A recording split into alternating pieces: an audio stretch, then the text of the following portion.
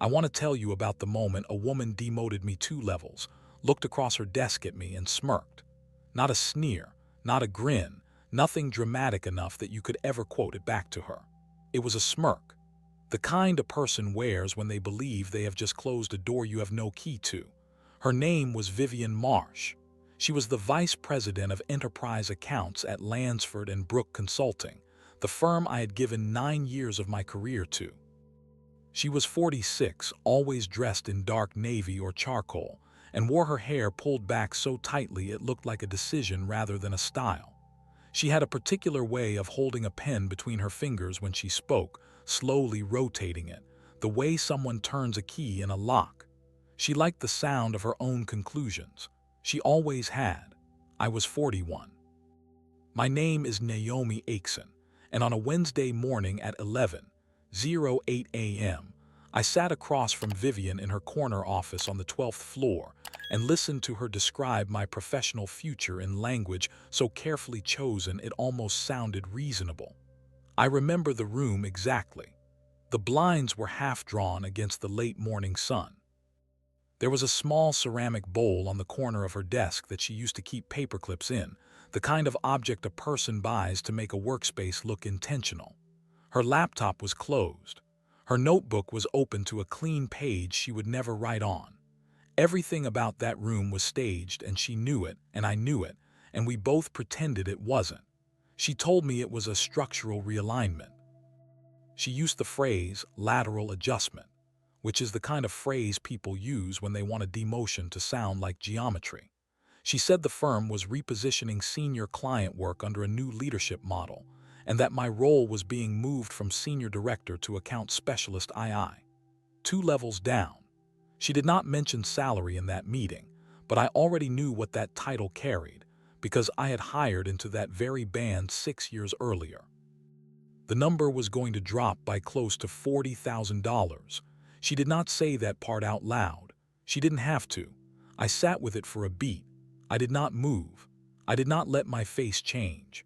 I have worked in client services long enough to know that reaction is the currency the other person is trying to collect. So I asked her one question. I asked whether this decision was final.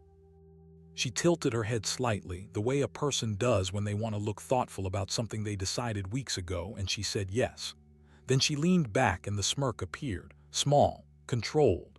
The kind of expression a person makes when they believe they have just demonstrated authority to someone who has nowhere else to go. I nodded.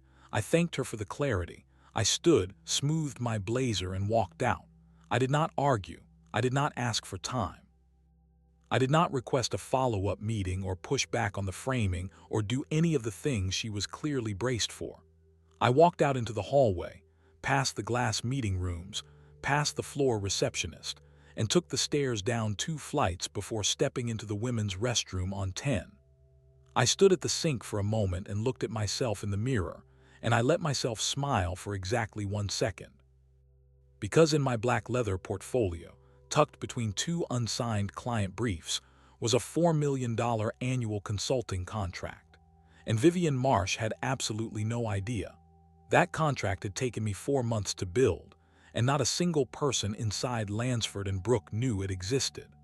The client was Hartfield Mercer Group, a national logistics and supply chain firm that had been one of our largest accounts for the past 6 years. I had personally managed their relationship for 5 of those 6. Their annual spend with us was just over $3.8 million, and they were on the verge of renewing for another 3-year term. That renewal was supposed to land on Vivian's quarterly performance sheet. It was supposed to be the trophy she carried into her year-end review. She had been talking about it for months in leadership meetings, framing it as her account, her relationship, her win. She had even started referring to Hartfield Mercer in possessive language during executive briefings, the way some people start describing other people's children as theirs. What Vivian did not know, what she could not have known, was that the chief operating officer at Hartfield Mercer, a man named Daniel Reyes, had reached out to me directly 7 months earlier. Not through company channels, not through Vivian. He had called my personal cell phone on a Saturday afternoon while I was at a farmer's market with my mother. He told me he wanted to talk about something delicate, and asked if we could meet for coffee the following week somewhere quiet. I said yes, because Daniel was the kind of client you do not say no to, and because I had a feeling about what was coming. I was right. Over a long lunch at a small bistro on the south side of the city, Daniel told me the truth. Hartfield Mercer was not happy with Lansford and Brooke anymore. They were not unhappy with me. They were unhappy with everyone except me. The strategic consulting work had become formulaic. The senior partners they were assigned to barely knew the names of their operations leads. The deliverables were polished but generic, the kind of documents that look impressive in a folder and offer almost nothing when you actually open them. Daniel told me, and I will never forget this, that the only reason Hartfield Mercer had stayed with the firm for the last 2 years was because of me. He said it plainly, without flattery, the way a man states a fact he has already thought through. And then he asked the question I had been waiting on for almost a year without knowing I was waiting for it. He asked whether I had ever considered going independent. I want to be honest about something. I had thought about it. Not seriously, not with a plan. The way a person thinks about moving to another country when their current one is frustrating them. It was a fantasy, not a strategy.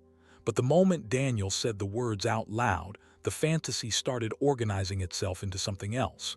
He told me that if I were to launch my own consultancy, Hartfield Mercer would be willing to be my anchor client. Not a referral, not a recommendation, the actual anchor. He would not commit to anything that day, but he wanted me to know that the door was real, and that he was not the only person inside Hartfield Mercer who felt this way. That conversation happened on a Tuesday in late September. The demotion happened on a Wednesday in late April. In the 7 months between those 2 days, I built a business in complete silence. I incorporated. I retained a small business attorney. I leased a tiny shared workspace 20 minutes from my home that I used only on weekends. I drafted contract templates, set up business banking, registered for the necessary licenses, and slowly, methodically, prepared everything I would need to walk away. None of it touched my work laptop. None of it touched my work email. None of it touched a single device or account that Lansford and Brooke could ever have legal reach into. I want to pause here and tell you a little about myself, because the woman who walked out of Vivian's office that Wednesday morning at 11:08 a.m. did not become that woman by accident. She was built slowly, by a long series of small lessons that I did not always recognize as lessons at the time. I grew up in a small town in eastern Pennsylvania, the daughter of a high school math teacher and a hospital administrator.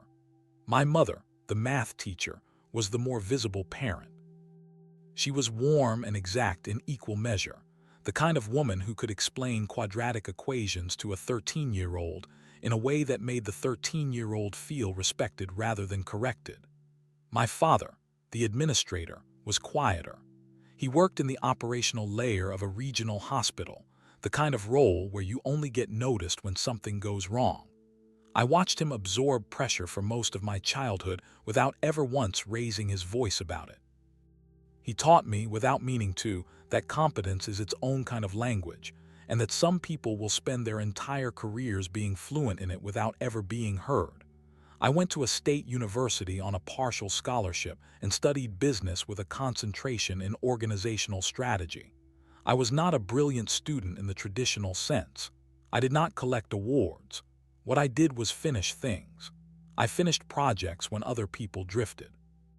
I finished readings when other people skimmed. I finished conversations with professors who other students avoided because they found them difficult. By the time I graduated, I had developed a reputation among the faculty for being reliable in a way that was almost unfashionable. One of my professors wrote in a recommendation letter that I was, and I will never forget this phrase, the kind of person who carries the back of the room. I joined Lansford and Brooke when I was 32, after 7 years at a smaller regional consulting firm where I had worked my way up from analyst to senior consultant. Lansford and Brooke recruited me specifically for my experience in logistics and operational strategy, which was a growing area for them at the time. My first 3 years there were the best years of my professional life. I was given real responsibility, real client work, and real recognition. I led the engagement that brought Hartfield Mercer in as a client in my second year. I led the engagement that retained them through a difficult contract renegotiation in my fourth year. By my sixth year, I was a senior director with a portfolio of accounts worth nearly $9 million in annual revenue to the firm. And outside of work, I had a life that mattered enormously to me. My mother, the math teacher, had retired 3 years earlier and had been diagnosed with early-stage Parkinson's disease 18 months before Vivian Smirked. She was managing well, but the trajectory was clear, and I had begun quietly absorbing more of her care logistics, more of her medical appointments, more of her financial planning. My brother lived across the country and helped where he could, but I was the closer child, and I had accepted that role without resentment. I was also, at 41, recently divorced. The divorce had been amicable, the kind that ends with two adults sitting at a kitchen table and acknowledging that they had grown into people who no longer fit. There were no children. There was no acrimony. There was just a quiet financial reset, which meant that my salary was not just my income, it was my entire safety net. When Vivian demoted me, she was not adjusting a title on an org chart. She was reaching directly into the architecture of my life and removing a load-bearing wall. And she did it with a smirk, in a corner office, on a Wednesday morning at 11:08 a.m., believing the wall would hold anyway because I had nowhere else to go. To understand why Vivian Marsh felt comfortable doing what she did that Wednesday morning, you have to understand what Lansford and Brooke had become in the 3 years before the demotion, and how a person like Vivian had risen inside it. When I joined the firm, it was run by a managing partner named Charles Lansford, the son of one of the two original founders. Charles was in his early 60s when I arrived, and he had the kind of professional bearing that you do not see much anymore. He was not warm. He was not particularly funny, but he was scrupulously fair, and he understood the difference between the people who built relationships and the people who simply attended them. Charles had a habit of walking the floors of the firm twice a week, stopping at desks, asking specific questions about specific accounts, and listening to the answers as though he intended to remember them, which he did. Under Charles, I was seen. My work was seen. The work of the people on my team was seen. The firm operated with the quiet confidence of an organization that knew what its actual value was. Charles retired 5 years into my tenure. He sold his equity to a private investment group based out of Chicago, and the firm transitioned to a new leadership structure within 18 months of his exit.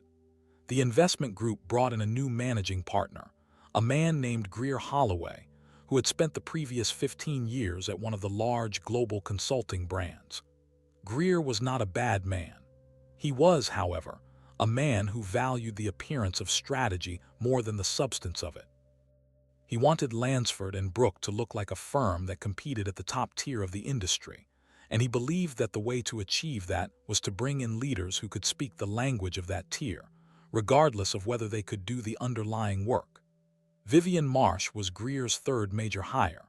She arrived 18 months after Greer took over, and she came in as Vice President of Enterprise Accounts, the role that placed her directly above my entire portfolio. She had spent her career at 2 large competitor firms in similar roles. Her resume was, on paper, exactly what Greer wanted. She had a graduate degree from a recognizable program. She had a habit of using phrases like value architecture and engagement velocity in meetings. She presented well. She built decks that looked like they had been designed by a marketing agency. She had the kind of professional polish that Greer associated with seriousness, even though seriousness and polish are not the same thing. What Vivian did not have was any meaningful operational experience in the kind of consulting Lansford and Brooke actually delivered. She had managed account relationships at her previous firms, but she had never built the methodology behind those relationships. She had inherited frameworks and presented them. She had never sat across a table from a client at midnight working through the actual mechanics of a supply chain restructuring. That was the kind of work I did. That was the kind of work that retained accounts like Hartfield Mercer. Vivian did not understand the difference between owning a relationship and being assigned to one. To her credit, she did not pretend to. She simply did not seem to know there was a difference. Within a year of her arrival, Vivian had restructured the senior account management layer twice. Each restructuring resulted in two things. First, more direct reporting lines into her office. Second, a quiet sidelining of the people who had been at the firm long enough to remember how things had worked under Charles. She did not fire anyone. She did not need to. She just rearranged the furniture until the people she wanted were closer to her, and the people she did not want were further away. I was one of the people Vivian quietly moved further away. It happened in stages, the way these things always do, so gradually that I noticed it only after enough of it had accumulated to be undeniable. The first stage was small. About 6 months after Vivian arrived, she began holding what she called strategic alignment sessions with each senior director on her team. These were one-on-one meetings, scheduled monthly, ostensibly designed to ensure that every senior account leader was aligned with the firm's evolving direction. In practice, they were interviews. She used those meetings to study us. She asked detailed questions about our accounts, our client relationships, our methodologies, our team structures. She took notes constantly. She rarely shared anything in return. I remember walking out of my third or fourth one of those meetings with the specific feeling that I had just been cataloged. Not consulted, cataloged. The second stage came about a year into her tenure. Vivian began inserting a junior layer between the senior directors and the actual client relationships. She called it a client engagement coordination model. What it meant in practice was that a newly created group of account engagement managers, most of them in their late 20s or early 30s, would now sit between people like me and our clients on certain operational communications. The stated reason was to free up senior directors for higher-value strategic work. The actual effect was that clients began receiving messages from people they had never met, signed by titles that sounded important but represented almost no real authority. The clients who were paying attention noticed immediately. Daniel Reyes at Hartfield Mercer mentioned it to me directly within 3 weeks of the rollout. He asked me, in a tone that was more curious than annoyed, who exactly this new person on his account was, and whether he was supposed to take her seriously. The third stage was the one that hurt the most, because it was the one I almost missed. About 18 months into Vivian's tenure, she began excluding me from internal strategy meetings related to my own accounts. Not all of them, just enough of them to be deniable. I would find out about decisions affecting Hartfield Mercer or one of my other major accounts after they had already been discussed in a room I was not invited to. When I asked about it, the answers were always procedural. The meeting had been about broader portfolio strategy. The meeting had been a leadership-only conversation. The meeting had been a calibration session. There was always a reason, and the reason was always the kind of reason that you could not argue with without looking petty. What I came to understand slowly was that Vivian was building a version of the firm in which the senior directors who had built the actual client relationships were being repositioned as execution layer. The strategic narrative around our accounts was being absorbed upward into her office. The relationships were being diluted through the new engagement coordination layer, and the institutional memory of how those accounts had actually been won and retained was being quietly written out of the story. I noticed something else, too. Vivian had developed a particular pattern with the women who reported to her. There were 4 of us in senior director roles when she arrived. Within 2 years, 2 had left the firm. A third had been moved into an internal operations role that was a clear step backward in trajectory. I was the last one in the original client-facing structure. I do not know whether Vivian was conscious of this pattern. I do not know whether it was deliberate or whether it was the kind of unconscious sorting that some people do without examining. What I know is that the pattern existed, and that I was sitting at the end of it. By the time Daniel Reyes called me on that Saturday afternoon, I had been ready to hear what he was about to say for almost a year. The 7 months between Daniel's call and Vivian's smirk were the most disciplined months of my professional life. I want to walk you through them honestly, because I think people sometimes imagine that quiet exits like mine happen by luck or by accident. They do not. They happen because someone decides to build something carefully while everyone around them assumes she is too tired or too stuck to do anything, but absorb what is being done to her. The first thing I did was meet with a small business attorney named Renata Voss. Renata had been recommended to me by a former colleague who had left consulting 2 years earlier to start her own boutique firm. I met Renata at her office on a Friday evening after work, and I told her the truth. I told her I was a senior consultant at a firm where I was being slowly written out of the strategic layer. I told her that one of my largest clients had indicated interest in following me if I went independent. I told her I had no intention of doing anything that would breach my employment agreement, and I needed her to help me understand exactly what I could and could not do. Renata was the most useful person I spoke to during that entire period. She went through my Lansford and Brooke employment contract line by line. She flagged the non-solicitation clause, which prohibited me from actively soliciting any client of the firm for 12 months after my departure. She also flagged what the clause did not say. It did not prohibit clients from terminating their contracts with Lansford and Brooke on their own initiative. It did not prohibit clients from independently choosing to engage another consultant after their contract had ended. And it did not prohibit me from forming a business entity, registering it, or having casual professional conversations with people who happened to be clients, so long as I did not solicit their business while still employed. The distinction mattered enormously. It meant that Daniel Reyes could decide, entirely on his own and based on his own assessment of his firm's needs, to end Hartfield Mercer's relationship with Lansford and Brooke at the conclusion of their existing contract. And it meant that once that relationship had ended, Hartfield Mercer would be free to engage any consultant they chose, including one who had recently launched her own practice. The legal architecture was clean, provided that the sequence was right and the documentation was clear. The second thing I did was incorporate. I formed a limited liability company under a name that had no relationship to my own. I called it Northbridge Strategic Partners. I registered it through Renata's office, using her business address for the initial filings. I opened a business bank account at a small regional bank that had no relationship with Lansford and Brooke. I obtained the necessary licenses and registrations to operate as a consulting entity in 3 states. I built a simple website that did not go live until much later. I did all of this on my own time, with my own resources, on my own personal devices, in evenings and weekends that I carved out of a life that already did not have much margin. The third thing I did was prepare. I spent 4 months building the operational backbone of a consultancy that did not yet have any clients. I drafted master services agreement templates. I built engagement methodology documents based entirely on my own intellectual work, not on anything proprietary to Lansford and Brooke.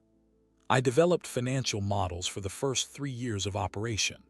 I lined up a part-time bookkeeper, a virtual assistant who could begin work on a few hours per week, and a graphic designer who could finalize branding materials when the time came.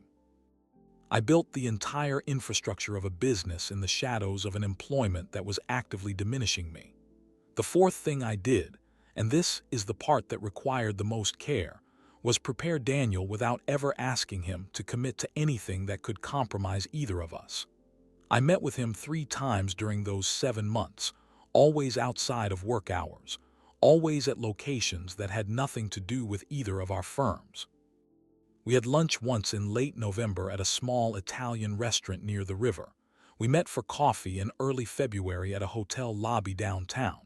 We had a longer dinner conversation in mid-March at a quiet steakhouse in a suburb where neither of us was likely to be recognized. At each of those meetings, we were careful. We did not discuss specific pricing. We did not draft contracts. We did not agree to anything in writing. What we did was something more important.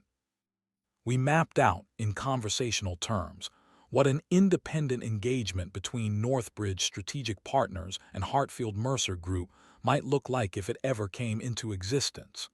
We discussed the scope of work that Hartfield Mercer actually needed. We discussed the gaps that Lansford and Brooke had failed to address. We discussed what a $4 million annual engagement might cover, in broad strokes, if Hartfield Mercer were to decide to pursue an alternative arrangement at the conclusion of their existing contract.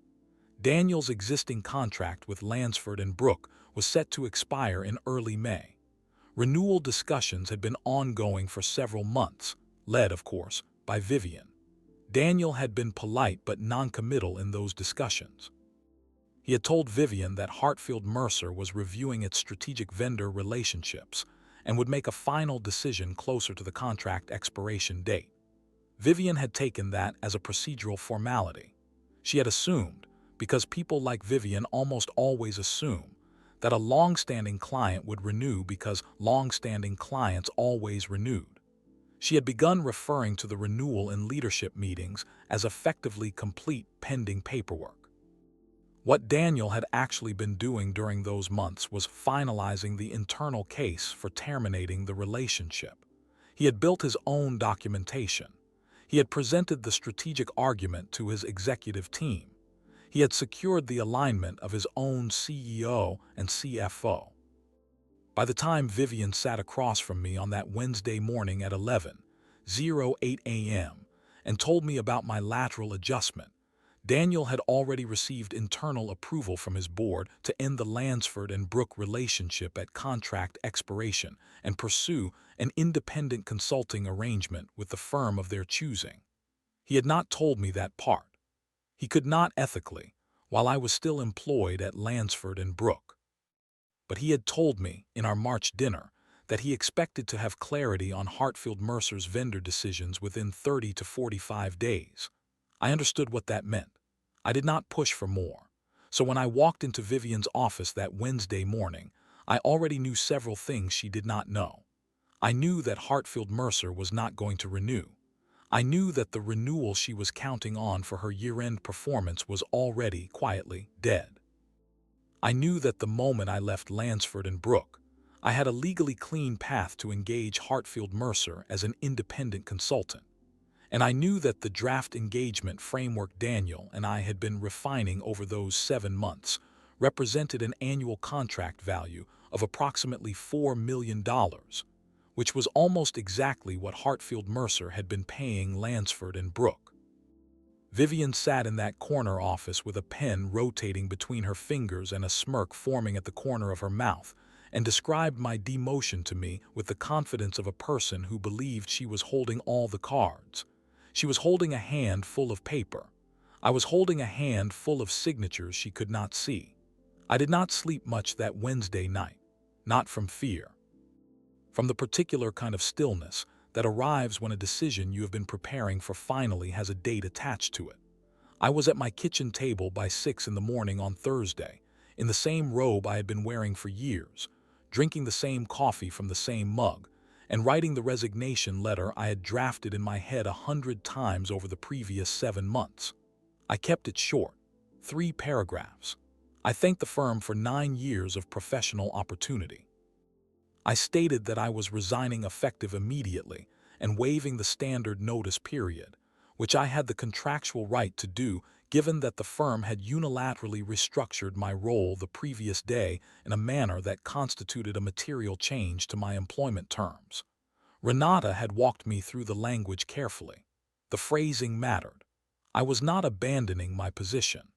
I was responding to a unilateral material change. The distinction was small in human terms and significant in legal terms. I addressed the letter to Greer Holloway, the managing partner, and copied Vivian and the head of human resources. I sent it at 7:32 a.m. from my personal email to my work email and to the firm's HR address. I did not call anyone. I did not message anyone. I simply sent the email, closed the laptop, and made myself a second cup of coffee. Daniel called me at 9:14 a.m. He had received an internal notification that my email address had bounced from one of his automated client communications, which had triggered a follow-up from his operations team. He understood instantly. He did not ask any questions. He simply said, "I'll be in touch by noon." He hung up. What happened over the next several hours, I learned about in pieces over the following weeks. Daniel convened a brief emergency meeting with his CEO and CFO at 9:30 a.m. By 10:15 a.m., he had drafted the formal termination notice that Hartfield Mercer's existing contract entitled them to issue. By 11:00 a.m., he had cleared it with his legal team. At 11:47 a.m., he sent the termination notice to Vivian Marsh directly, with copies to Greer Holloway and the Lansford and Brooke account management distribution list. The notice stated that Hartfield Mercer Group was terminating its consulting engagement with Lansford and Brooke, effective at the conclusion of the current contract period, and that no renewal would be pursued. The notice did not mention me. It did not need to.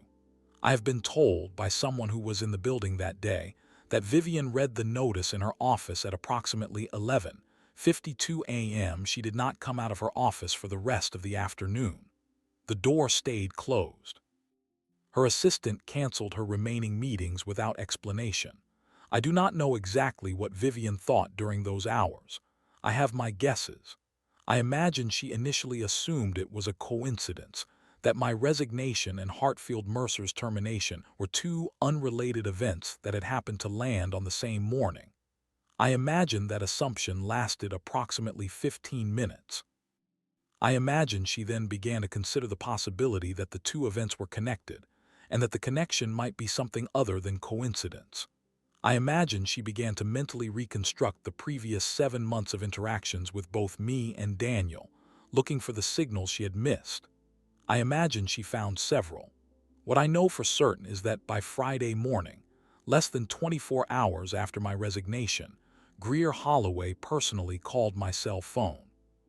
I did not answer. He left a voicemail asking me to call him back at my earliest convenience. He used the phrase "deeply concerning developments." His voice did not sound polished. It sounded thin. I did not return the call that day. I had a contract to sign. Daniel and I met that Friday afternoon at Renata's office. It was the first time the three of us had ever been in the same room together. Renata had prepared the engagement documentation in advance, based on the framework Daniel and I had refined over our months of conversations. The Master Services Agreement was 43 pages. The Statement of Work was another 28. The total annual contract value was $4,100,000, payable in monthly installments over the course of a 12-month engagement, with provisions for renewal at the end of the first year. Daniel had brought his own counsel, a senior partner from a firm Hartfield Mercer had used for years. The two attorneys walked through the documents together. There were small adjustments. There were no surprises. The conversation was professional, exact, and remarkably quiet, the way conversations tend to be when everyone in the room has done their preparation. We signed at 4:47 p.m. on a Friday afternoon, in a small conference room with a window that looked out over the parking lot. Renata witnessed the signatures. Daniel shook my hand across the table. He said, "Welcome to the work, Naomi." That was all. I did not celebrate that evening. I went home, made dinner, called my mother, and told her about my day in the most condensed terms I could manage. I told her I had resigned from Lansford and Brooke and that I was starting my own consultancy. I did not tell her about the contract. Not yet. There would be time for that conversation later. She was quiet for a moment, the way she always is when she is processing something that matters, and then she said, "Good." Just that, good. We talked about other things after that. Her physical therapy appointment, a book she had been reading, the neighbor's dog, normal things. The conversation a person has when the largest decision of her career has just been folded into the ordinary fabric of an ordinary Friday evening. I returned Greer Holloway's call on Monday morning. I had thought about whether to call him at all and had decided that a brief, professional conversation was the right choice. Renata had advised me to keep the call short and to make no statements about my future plans. I followed her advice. Greer was as polished as ever, but the polish had a different texture to it. He thanked me for calling him back. He said that he wanted to understand my decision better, and that he believed there had been a serious misalignment in the conversation Vivian and I had on Wednesday. He used the phrase, regrettable miscommunication. He said that the firm would like to discuss a path forward that more accurately reflected my contributions over the past 9 years. He did not mention Hartfield Mercer, but the entire conversation was shaped around their absence. I could hear it in the careful spaces between his sentences. I told him that I appreciated the call. I told him that my decision had been made and was final. I told him that I wished the firm well. I did not raise my voice. I did not make any reference to Vivian. I did not provide any explanation of my plans. The conversation lasted 7 minutes. I ended it cleanly. I did not hear from Vivian directly. I did not expect to. People like Vivian rarely make those calls themselves. They send subordinates. They send intermediaries. They send carefully worded emails that arrive 3 weeks later when the immediate crisis has passed. What I did hear, through professional networks over the following weeks, was that Vivian had been called into a series of closed-door meetings with Greer and with 2 members of the investment group that owned the firm. The meetings were described to me, by someone who would know, as not friendly. A $4 million account does not disappear from a firm of Lansford and Brooks size without consequences. It has been 14 months since I walked out of Vivian Marsh's office, and I want to be careful about how I tell you the final part of this story, because the easy version is not the true one. The easy version would be that I won and Vivian lost, that Lansford and Brooks collapsed under the weight of its mistakes, that justice arrived in a satisfying shape. That is not what happened. Lansford and Brooks did not collapse. Firms of that size rarely do. They absorb losses, restructure quietly, and continue. What I have been told by people who would know is that the Hartfield Mercer loss triggered a broader internal review, that 2 other senior accounts began renegotiating their terms within 6 months of my departure, and that Vivian was eventually moved out of her VP role into a strategic advisor position that everyone understood was a holding pattern. She left the firm entirely about 9 months after my resignation. I do not know where she went. I have not asked. I have not needed to. Northbridge Strategic Partners has been operating for 14 months. The Hartfield Mercer engagement is in its 10th month, and Daniel has indicated that they will be renewing for a second year at a higher contract value. I have added 2 additional clients, both mid-sized logistics firms that came to me through professional referrals, neither of which was a Lansford and Brooks client at any point in their history. The legal architecture has remained clean. Renata reviews everything. I sleep well. My mother is doing better than expected. The Parkinson's progression has been slower than her neurologist initially predicted, and she is still living independently, with a part-time aide 3 afternoons a week. I'm able to be closer to her now in ways I could not when I was working 60-hour weeks at Lansford and Brooks. That is the part of this story that mattered most to me, even though it is not the part that makes for a dramatic ending. I want to tell you what I have learned, because I think this is the part that matters if you are someone who has ever sat across a desk from a person who is reducing you while smiling about it. The first lesson is that the smirk is information. When someone in a position of power over you performs that small, controlled expression of certainty, they are telling you the truth about how they see you. They are not being cruel. They are being honest, possibly for the first time in your professional relationship with them. Believe them. Do not try to convert them. Do not try to win them back. Do not try to perform harder for them. The smirk is the end of one story and the beginning of another, and the only useful response is to be ready for the second story before they realize the first one is over. The second lesson is that quiet preparation is the most underrated form of professional power. Everything I built in those 7 months between Daniel's call and Vivian's smirk was built in evenings, on weekends, in spaces no one at Lansford and Brooks ever saw. Vivian did not see it because she was not looking. She was not looking because she did not believe I was the kind of person who would build something she could not see. That belief, that I was a person who could only respond rather than initiate, was her most expensive assumption. The third lesson is that loyalty is a transaction, even when no one in the room wants to admit it. I gave Lansford and Brooke 9 years of loyal work. They gave me in return a lateral adjustment delivered with a smirk. When the transaction stops being fair, the loyalty is no longer loyalty. It is just inertia with a sentimental name. I am 42 now. I run my own firm. I answer to my own clients. I am not invisible anymore. That is everything. If this story resonated with you, please consider liking the video, leaving a comment about your own experience with workplace dynamics like this, and subscribing for more stories about people who quietly built their way out. Share it with someone who needs to hear it. Thank you for listening.